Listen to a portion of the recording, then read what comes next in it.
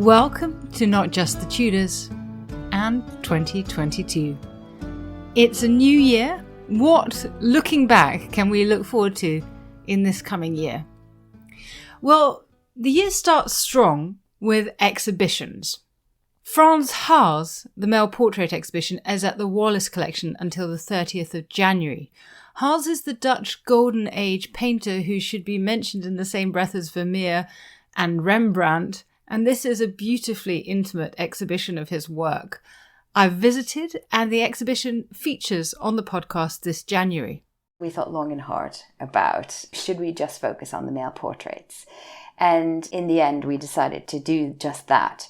We thought, we don't have a massive exhibition space, so we have to work with the space that we have.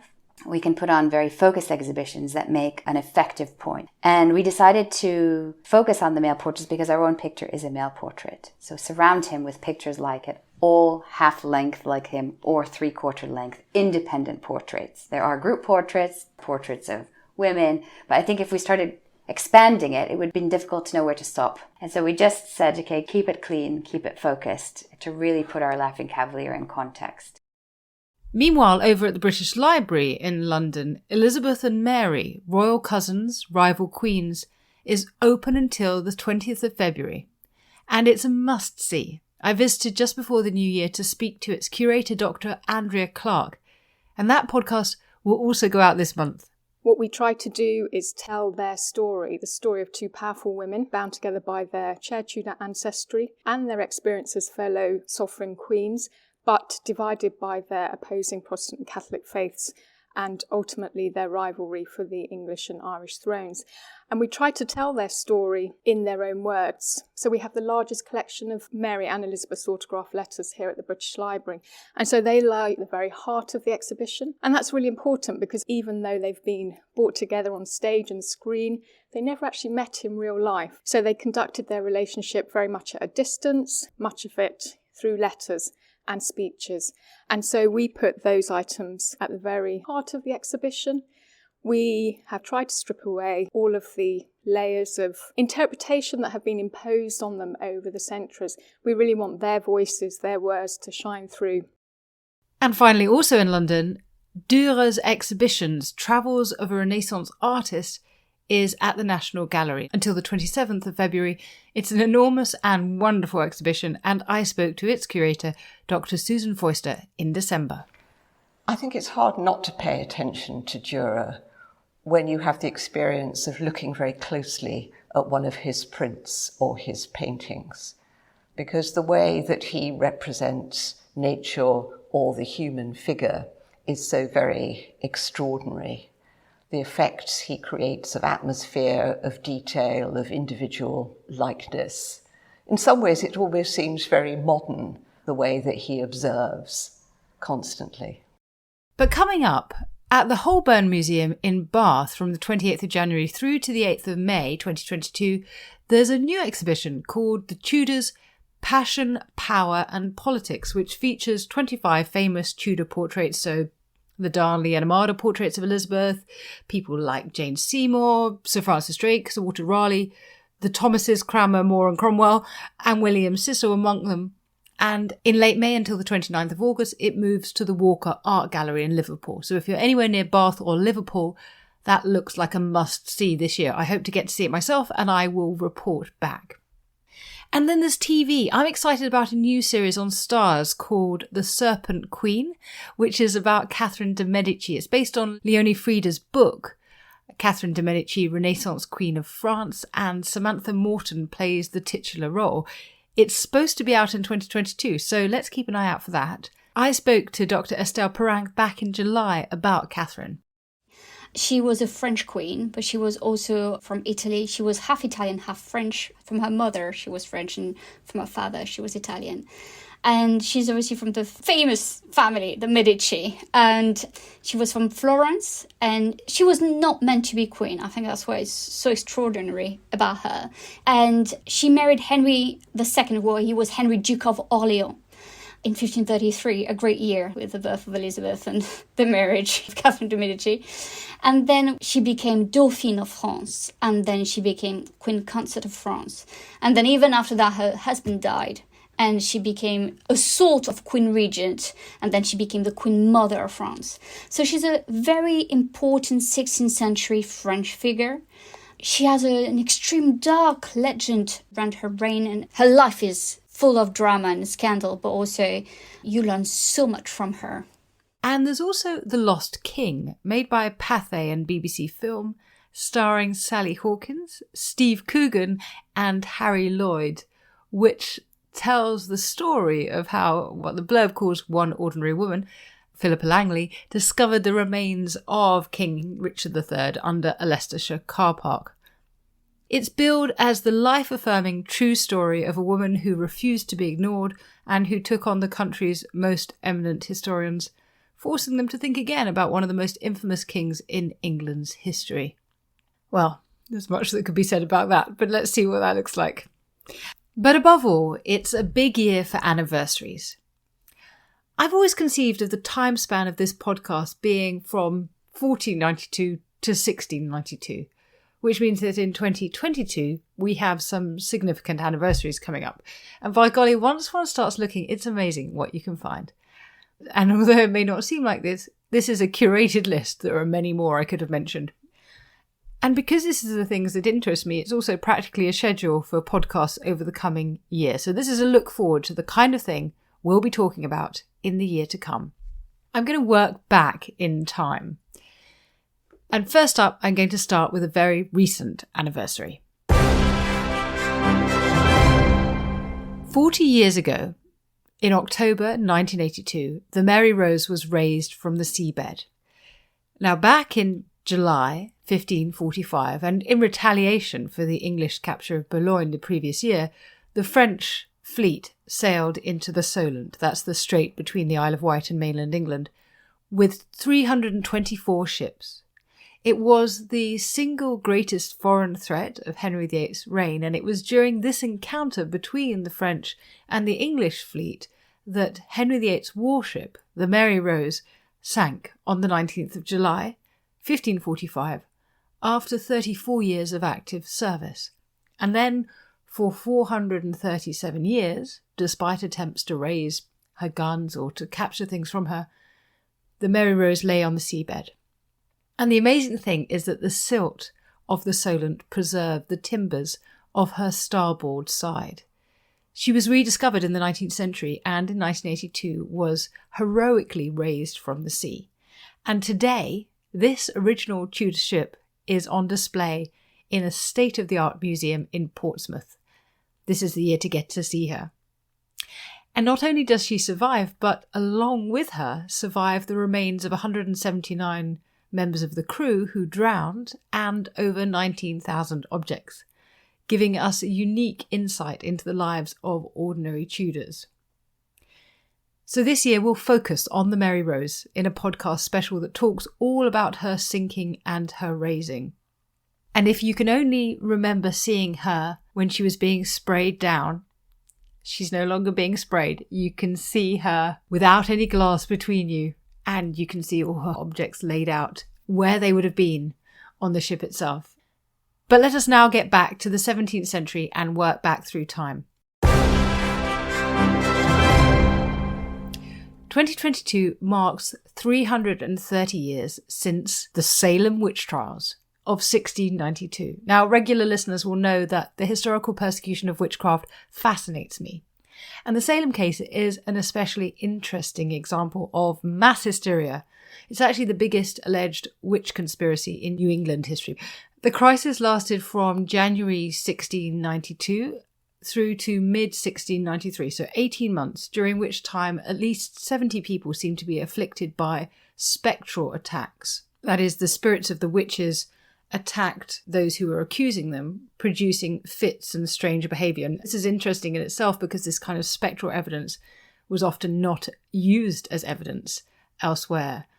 169 people, perhaps as a consequence, were accused of witchcraft, 113 were imprisoned, and 25 people died. 5 in prison, awaiting trial, 19 were hanged, 1 was pressed to death, and there's so much more that we could say about that. So let's look into that this year.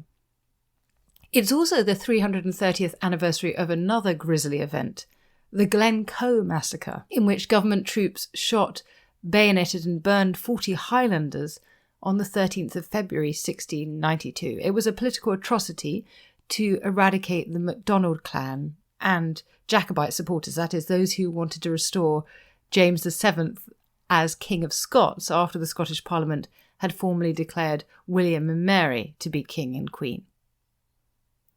Now, 5 years earlier than that, in 1687, something rather major happened. 2022 marks 335 years since Isaac Newton's Principia was published in England. Newton's Principia, or more properly, his Philosophia Naturalis Principia Mathematica, or Mathematical Principles of Natural Philosophy, was published on the 5th of July 1687, and it revolutionised physics. This is the book that outlined the laws of motion and gravitation. While 340 years ago, this year, in 1682, on the 18th of June, the English Quaker William Penn founded Philadelphia.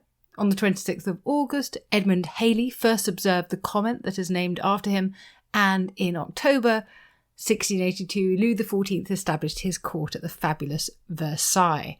That palace of 700 rooms, 67 staircases, 352 chimneys, 2,153 windows, 6,300 paintings, 2,100 sculptures and statues, 15,000 engravings, 5,000 decorative art objects and furnishings, and intended to house a court of 6,000 people. It's also a big anniversary of something that happened 350 years ago. A charter was given to the Royal African Company of England. A charter had originally been issued in 1660 to the Company of Royal Adventurers trading into Africa, giving it a monopoly over English trade on the west coast of Africa. This charter was expanded in later years to include trade in African slaves. But this original company fell heavily into debt, and it was succeeded on the 24th of September 1672 by the Royal African Company, which had a new charter, a new name, and a broader remit. It was permitted to set up forts and factories, warehouses, in the terminology of the time, to maintain troops and to exercise martial law in order to trade in gold and silver and African slaves. In the 1680s, the company was transporting about 5,000 enslaved peoples a year, mostly to the Caribbean. It's estimated that by the end of the 17th century, Britain had enslaved and transported over 332,000 Africans across the Atlantic, of whom an estimated 78,000 had died en route.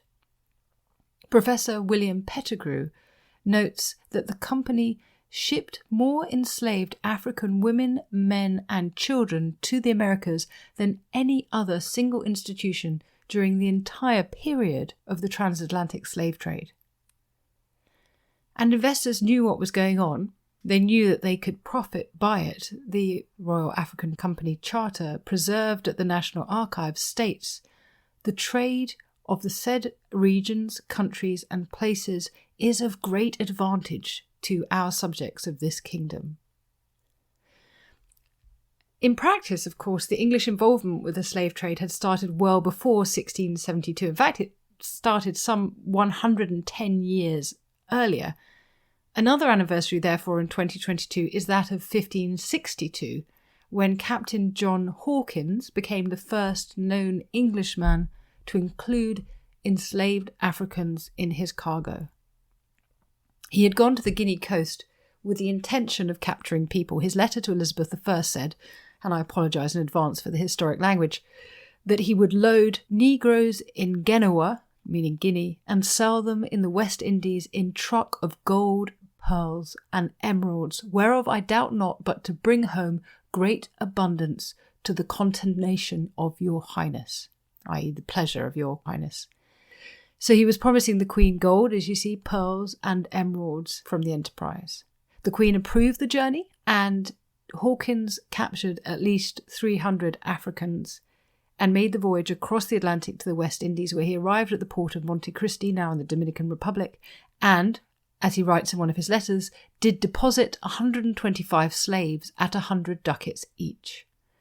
His reward was crown sponsorship. The Queen lent him her own vessel in 1564 and gave him a knighthood and a grant of his own coat of arms in 1568. And the coat of arms includes a bound slave.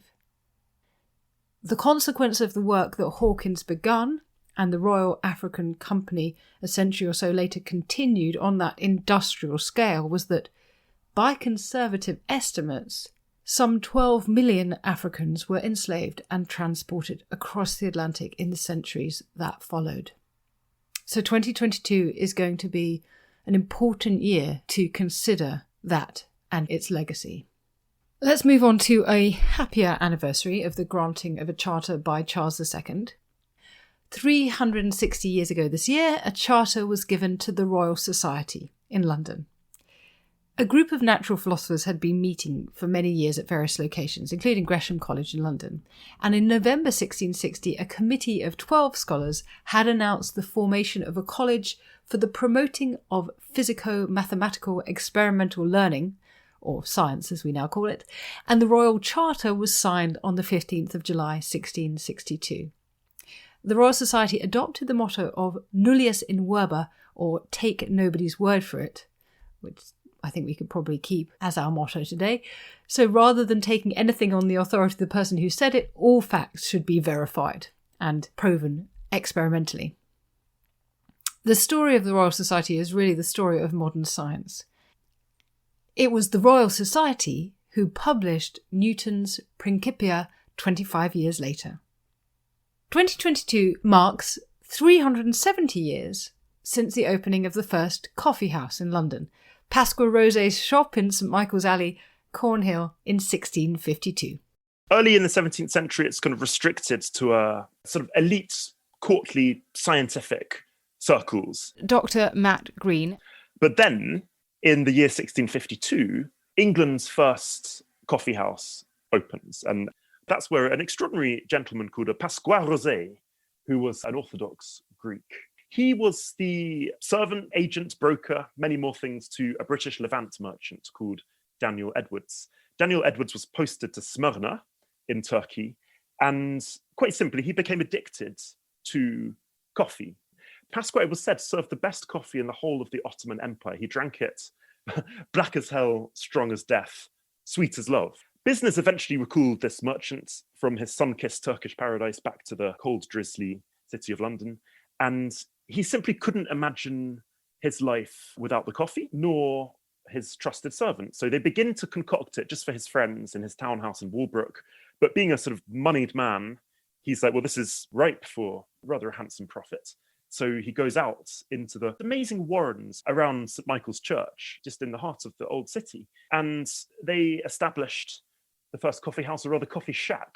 And people flocked to it in prodigious numbers to try out what was most commonly known, not really as coffee. It was called the bitter Mohammedan gruel, the soot-coloured ninny broth, the hell-burnt nasty liquor, or simply politicians' porridge. So that's what you would go to pour down your gullet. Londoners probably needed a shot of caffeine because 1652 also marked the start of a series of oft-forgotten wars, those between the English and the Dutch, which were a response to an Act of Parliament in 1651 that was intended to prevent Dutch involvement in the English sea trade. War was declared on the 28th of June in England, the 8th of July in Europe, and why that was relates to another anniversary that will be coming across soon. But this year marks a couple of important anniversaries to do with the significant role played by the Dutch in international trade in the 17th century. 375 years ago this year, in 1647, a ship from the Netherlands changed the history of South Africa. Table Bay, a natural bay near what is now Cape Town, had long been one of a number of stopping points for European ships to pick up drinking water. In March 1647, a ship called the New Haarlem foundered in the shallow waters off Table Bay. No one died, and half the crew were taken back to the Netherlands by other ships in the fleet, but 62 men remained to look after their precious cargo of spices, textiles and porcelain to await a larger ship which would come and pick them up a year later. If they hadn't stayed, says Gerald Gruenold of the University of Johannesburg's Department of History, the history of colonial South Africa could have turned out very differently. The crew of the New Haarlem established a camp that they called Zanderbush, or Sandcastle, and they bartered for livestock with the indigenous Coco people.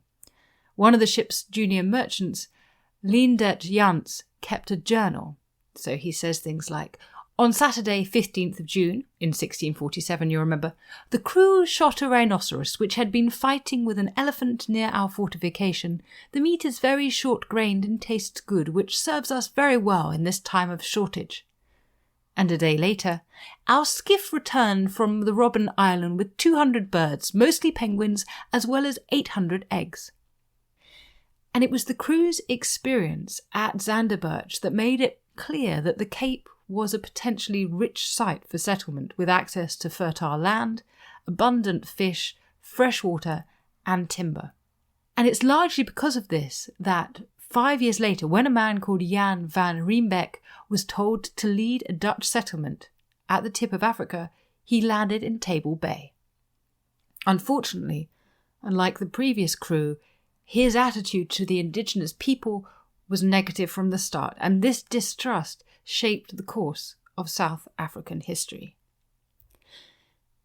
Jan van Riebeeck was high up in the Dutch East India Company, or the VOC, and coincidentally, 2022 also marks 420 years since the formation of the Dutch East India Company, or VOC, on the 20th of March 1602, some 45 years before Riebeeck was sent to Table Bay.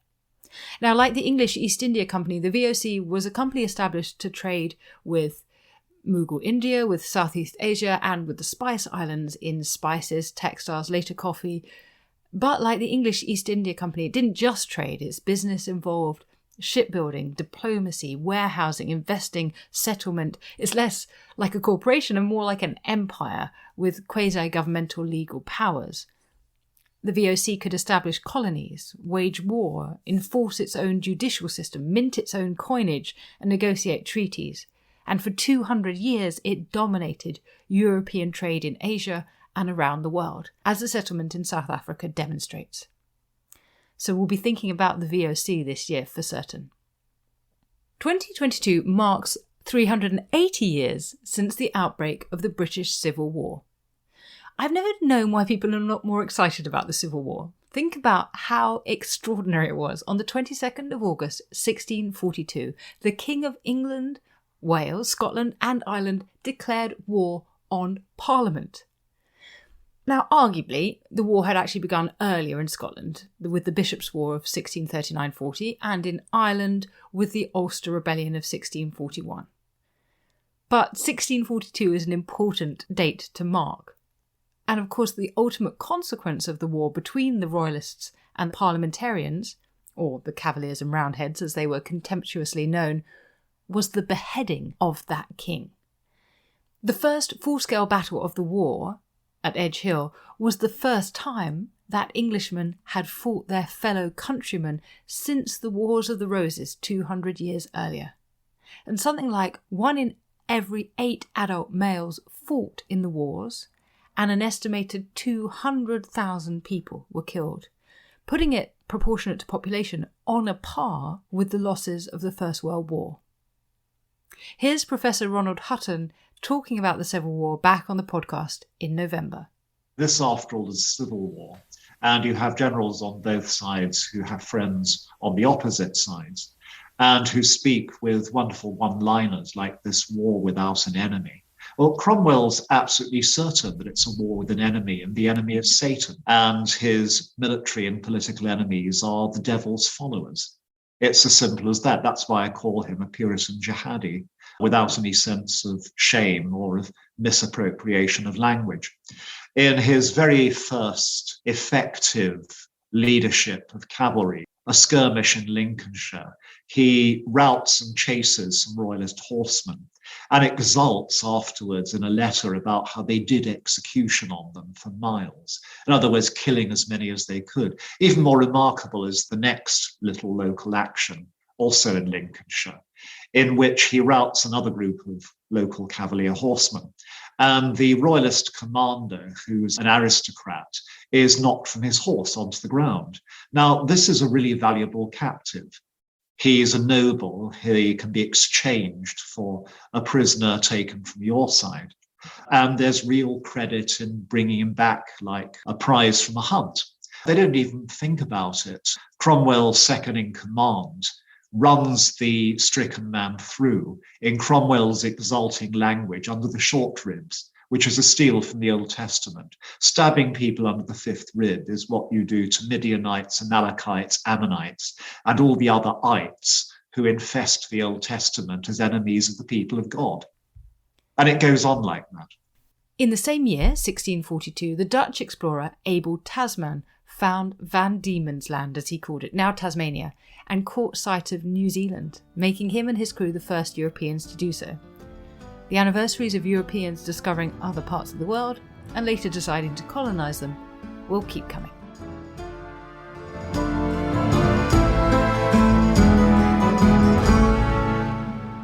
OK, Tristan, you've got 50 seconds. Go. Right, so Dan's given me a few seconds to sell the Ancients podcast. What is the Ancients, I hear you say? Well, it's like Dan's show, except just ancient history. We've got the groundbreaking new archaeological discoveries. This seems to be the oldest known dated depiction of the animal world, as far as we can tell, anywhere in the world. We've got the big names. It's one of those great things, Pompeii. It's kind of forever rising from the dead and from destruction. We've got the big topics. The man destroys 7 legions in a day. No one in history has done that. Subscribe to the Ancients from History Hit, wherever you get your podcast from. Oh, and Russell Crowe, if you're listening, we would love to have you on the Ancients. Spread the word, people. Spread the word.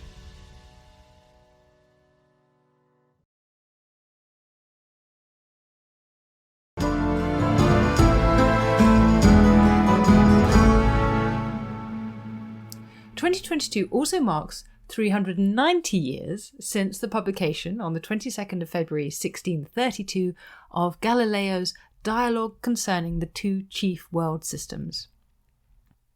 The two world systems in question were the traditional Ptolemaic system, in which the Sun and everything else in the universe orbited the Earth, and the Copernican system, in which the Earth and other planets orbited the Sun. So Galileo was manifestly not the first person to publish on this. The heliocentric model proposed by Nicholas Copernicus had been published in 1543, albeit posthumously. And Galileo had also sought permission from the Inquisition to publish, but nevertheless, he was found to be vehemently suspected of heresy on the basis of his dialogue, and the book was placed on the Catholic Church's list of prohibited books, and not removed from that until 1835. Across the world, and 5 years earlier, we have another important anniversary to mark. It has been 395 years since the 17th and last emperor of the Chinese Ming dynasty, Chongzhen, came to the throne. Now, I, for one, need to know a lot more about the Ming dynasty and about Chongzhen, and I hope to find someone to introduce me to him this year. Meanwhile, back in Europe, 400 years ago this year, admittedly not the most exciting quadricentennial anniversary, but stay with me. On the 5th of September 1622, Armand Jean Duplessis, Duc de Richelieu, was appointed cardinal under the French king Louis XIII.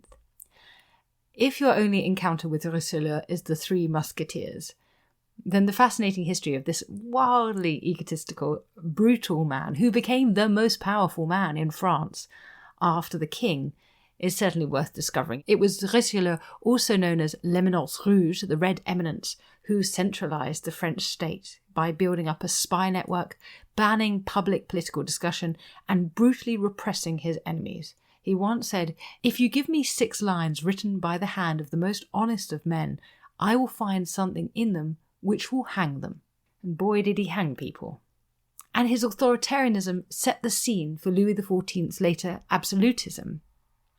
But Richelieu was also a great patron of the arts. He founded the Académie Française, and he's still greatly honoured in France. Now, back in time to 1617. It is 410 years since the Mughal Emperor Shah Jahan married Mumtaz Mahal. When she died, Shah Jahan commissioned in her memory the Taj Mahal, the incredible white marble, jewel-inlaid, domed mausoleum in Agra that normally attracts 7 or 8 million visitors a year. It's certainly the most incredible building I've ever visited. It's also 410 years since the Pendle witch trials. The Pendle witch trials of 1612 are some of the most famous witch trials in history because they're some of the best recorded. And the reason is because the clerk of the court, Thomas Potts, published an official account of the proceedings. 20 people were arrested on accusations of witchcraft, of whom 12 continued towards prosecution. 10 were tried at the Lancaster Assizes, 1 in York, and 1 died in the grim underground prison room beneath Lancaster Castle, awaiting trial. That one was Elizabeth Southerns, also known as Old Demdike. She was 80 years old, and she was not only believed to be a witch by others, but she herself was convinced of her witchery. She tried to take revenge on someone who had wronged her by using a poppet. The speediest way, she's recorded as saying, to take a man's life by witchcraft is to make a picture of him, like unto the shape of the person whom they mean to kill, prick it with a thorn or pin, burn the clay figure, and thereupon by that means the body shall die. She escaped hanging, but 10 others, mostly women, were found guilty at trial of witchcraft under the 1604 Witchcraft Act and were hanged on Gallows Hill in Lancaster in August 1612. 5 years earlier, on the 14th of May 1607, or 415 years ago this year, the English established the first permanent English settlement in America, at Jamestown. Now, crucially, you'll notice the word permanent in there, for which I could have substituted successful, because there had been various attempts by the English to establish colonies in North America, like the 1585 settlement at Roanoke Island, which had failed. It was only in 1607 that the Virginia Company of London funded the establishment of Jamestown, led by Captain John Smith. You've probably heard of him because the English settlers were attacked by the indigenous Paspahegh tribe, and Smith was saved by Chief Powhatan's daughter, Pocahontas, famously popularised by the Disney film. The Jamestown settlement itself was only just successful. Food was very short and the men were divided. Sir Thomas Gates, a new governor, was sent but was delayed by shipwreck, and by the winter of 1608 only a quarter of Jamestown was still alive, and that's even before we get to what's called the starving time of 1609 to 10. But leaving it behind, back we go, this time all the way back to 1582, and a change in time itself. Or at least its measurement. On Thursday the 4th of October 1582, people in Spain went to sleep and they woke up on Friday the 15th of October. And this wasn't the result of a nationwide Jerez-induced coma. In France, the 10th to the 19th of December 1582 went missing.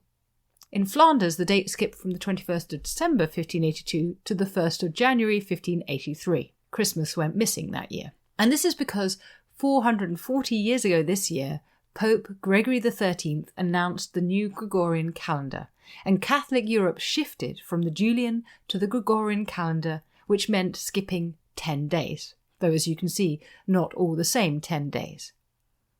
The Julian calendar was 365 days and 6 hours long, which meant that it was 11 minutes too long a year.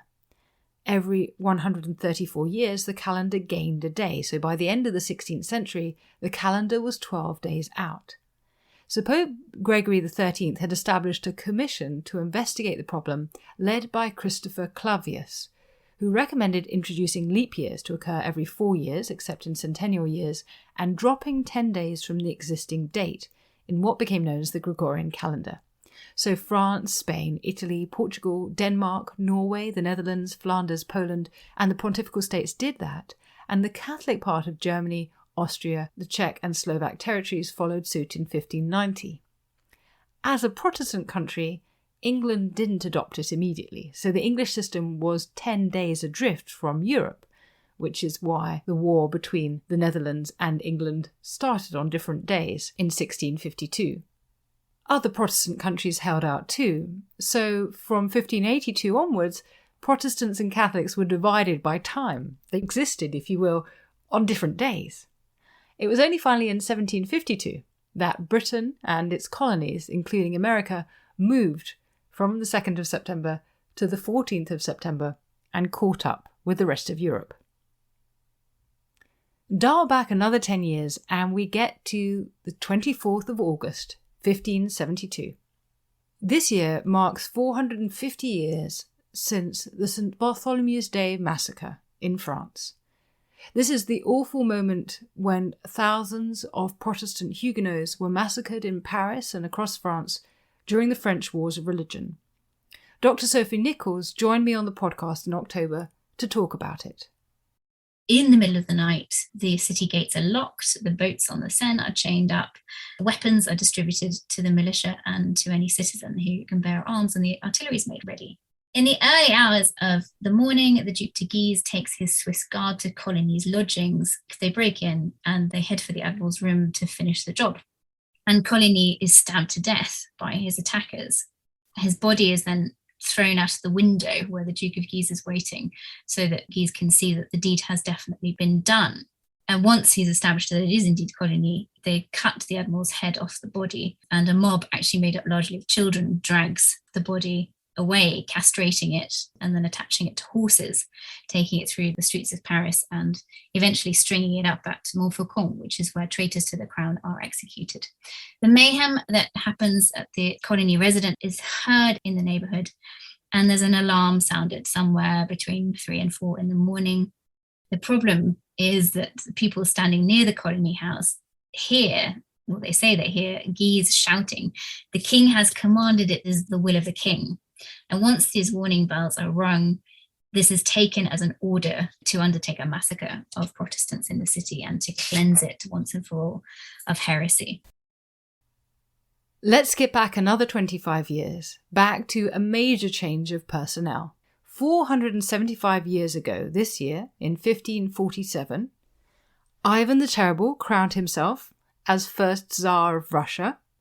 King Henry VIII died on the 28th of January and Edward VI became the new boy king of England, and Francois I died on the 31st of March and Henri II became King of France. So that's major regime change.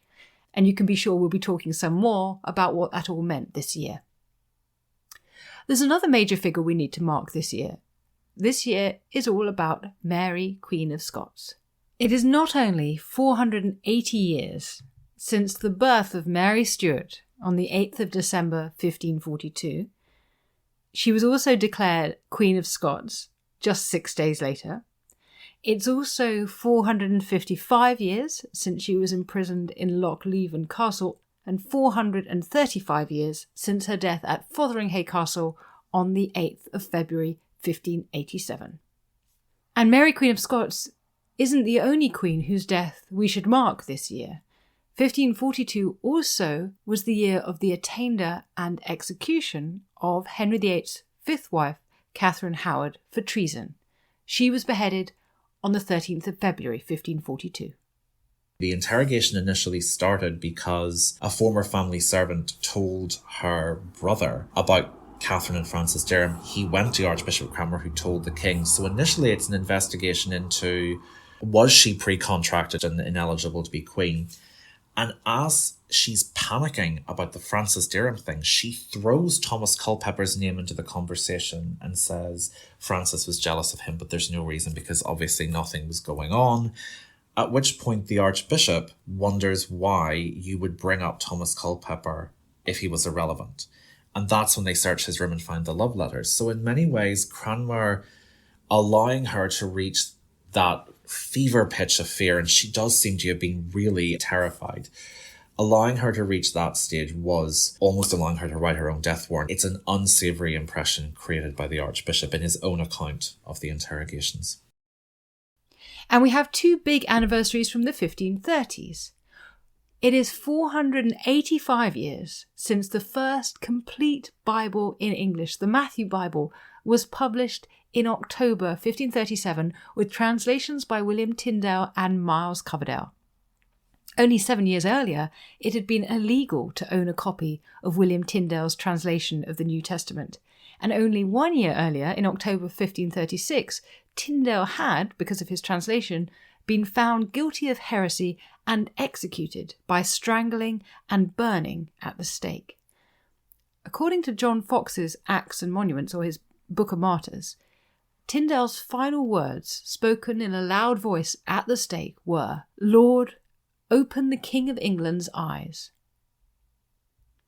The other major anniversary from the 1530s is from November 1532, because this year marks 490 years since the Spanish explorer Francisco Pizarro captured the Inca leader Atahualpa and conquered the Inca Empire in Peru, killing thousands of Incas along the way. Atahualpa was captured in an ambush, and the element of surprise seems to have been key here, as was the fact that the Incas were divided following the death of the powerful emperor Huayna Capac. This year is a good year to learn more about the Incas and their extraordinary empire, and how it ended. And this year is a really major anniversary, both in years and in significance. 2022 marks 500 years since the first recorded circumnavigation of the globe. This monumental feat was instigated and organised by the Portuguese-born Fernando de Magalhães, anglicised as Ferdinand Magellan. His is a contested and complicated legacy. At the time, his proposed mission was considered suicidal. Most people thought it was probably impossible to sail around the entire globe. Here be dragons. Think about the weather. It was literally sailing into the unknown. The expedition departed on the 20th of September 1519. It set off from Spain with 5 ships, searching for a western route to the Moluccas, or the Spice Islands. It headed west across the Atlantic and then down the coast of South America. And between February and August 1520, the ships wintered in what is modern-day Argentina. And here the crews mutinied. They were largely a Spanish crew who resented having a Portuguese commander.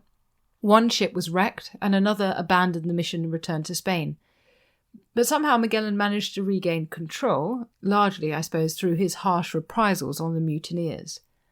Discovering a rumoured strait, now known as the Strait of Magellan, in late November, the crew became the first Europeans to reach the Pacific Ocean. And what an ocean it must have seemed. Both starvation and scurvy devastated the crew. It was nearly another 100 days before they made landfall again on the 6th of March 1521 at Guyam. But their response does not seem to have been one of great gratitude. Here they killed the indigenous people, and they burned their homes in response to the theft of a small boat. From there they travelled on for a month to Mactan in the Philippines, where on the 27th of April, Magellan was killed in battle with the locals. But the remaining party of 2 ships, led now by Juan Sebastian Elcano, made it to the Moluccas, and from there across the Indian Ocean and round the Cape of Good Hope, and one ship eventually limped all the way home. And after 3 years, 60,000 miles, and the death of 80% of the crew, it arrived back in Spain on the 6th of September 1522. So that's our big quincentennial anniversary, 500-year anniversary this year of Magellan's circumnavigation. But I think this year we're going to be thinking a lot about what we should make of that. 500 years ago also marks something else. A young girl from a rising family made her debut at the English court, playing the part of Perseverance in the Chateau Vert pageant on the 4th of March 1522. Her family name was Boleyn, and she was called Anne. The rest, as they say, is history. It is also this year the 505th anniversary of Martin Luther's 95 Theses, which he maybe nailed to the door of that church in Wittenberg on the 31st of October. in 1517. What he certainly did do was send the thesis to Albrecht von Brandenburg, the Archbishop of Mainz. And it's 5 years now after his quincentenary, which feels like a real moment to reflect on the commemorations. In fact, this has already begun, as I learned from talking to Lyndall Roper about her new book, Living I Was Your Plague. He really wants to model himself on St. Paul, with whom he identifies so much and whose writings he keeps turning to again and again and again. And I think he wants to present himself as having a conversion experience and suddenly the doors being thrown open, as he puts it, and entering the gates of paradise. It's a wonderful passage.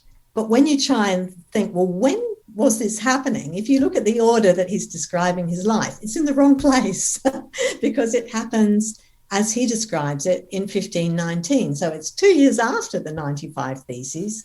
Well, that can't be right. And I think there's a way in which, well, we all do it, don't we? We go back to a turning point, to imagining that our lives change dramatically in a different direction in a single moment. But for Luther too, there wasn't a single moment and there wasn't a sudden conversion.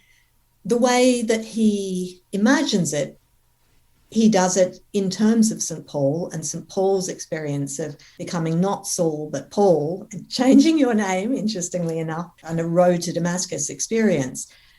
I think actually Luther's theology develops in leaps and bounds after 1517, but it never loses its Augustinianism. He really is formed as an Augustinian monk when he dedicates himself to St. Anne and goes into the monastery in Erfurt.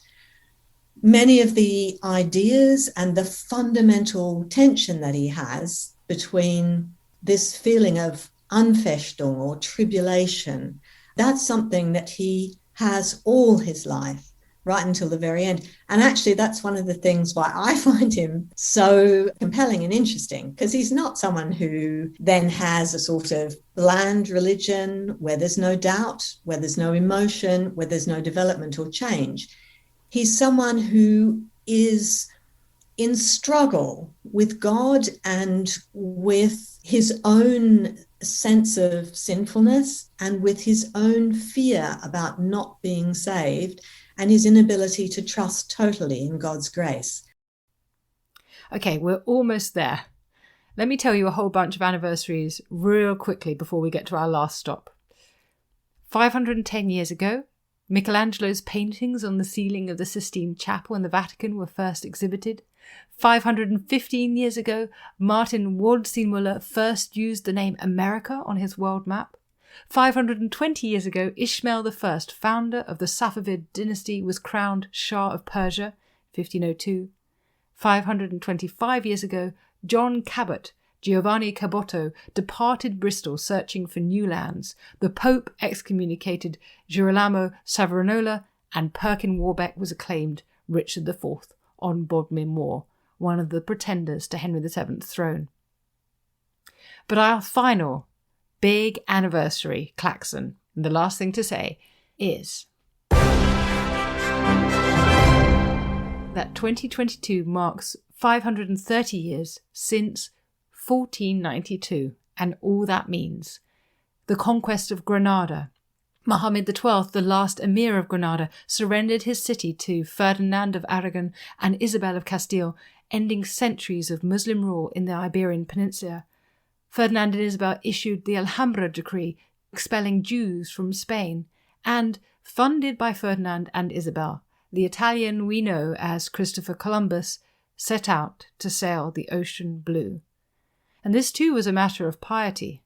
Ferdinand and Isabel were persuaded to fund him because Columbus promised to use the wealth he would undoubtedly gain from the voyage to recapture Jerusalem from the Muslims. He would voyage west to get to the east.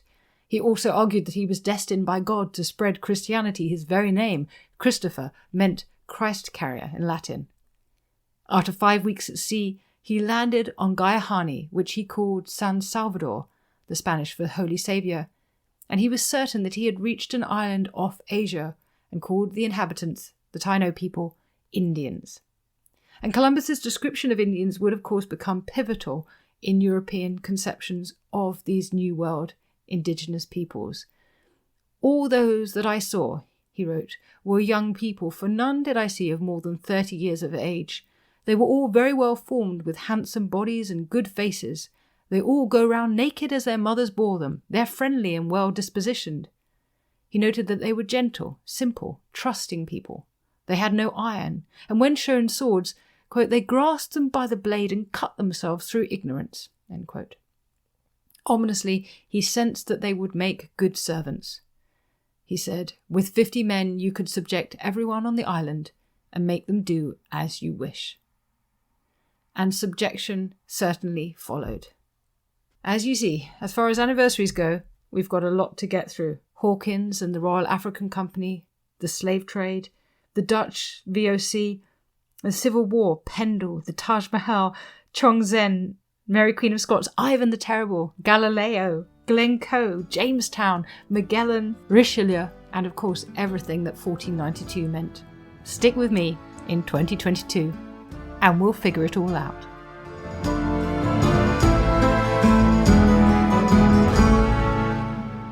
Thank you so much for listening to Not Just the Tudors from History Hit. Take a moment, if you would, to rate the podcast wherever you listen to it, including on Spotify. It really helps new listeners find the show, and we want to spread the Tudor, and not just the Tudor, love.